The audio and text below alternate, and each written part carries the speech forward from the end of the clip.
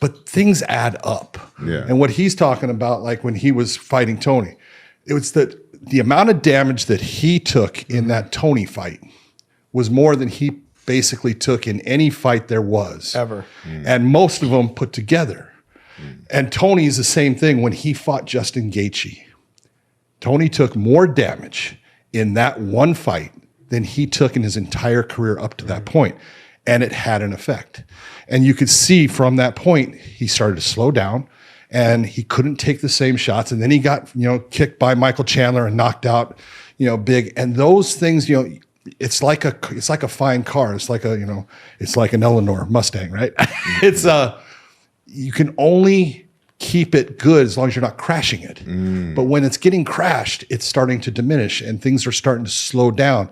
And you'll see the same things, but you can't react to the same things. It's different. Yep. And so with Tony, I would love to see Tony take his mentality, take everything that he did in the sport and all the effort he put into it. If he does those same things in a different direction, be it training, be it being a coach or any of those things, he's going to be a success. But you got to hang up being the person that's actually stepping into the cage to fight, because at this point he wants good money because that's what he's gotten used to, and I don't blame him. But if you're the UFC or another promotion will try to use him and use his name to try to get somebody that they want over to say, oh, look, he beat the UFC guy, the ex-interim champion, Tony Ferguson. And it's a giant disaster.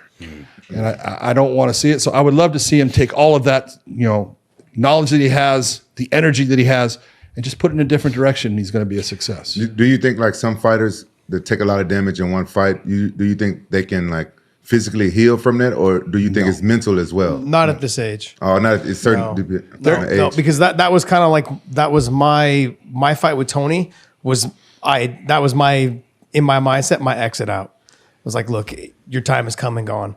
Like, I had taken a lot of damage. I was able to complete the whole 3 rounds, but just knowing that I had never taken that amount of damage in any fight before, ever. And just seeing like where I was afterwards, I tell this story all the time. I went back in the locker room and they had to stitch me up. I had a bunch of like Mercedes-Benz cuts from elbows, like right here in the front. That's why I'm balding.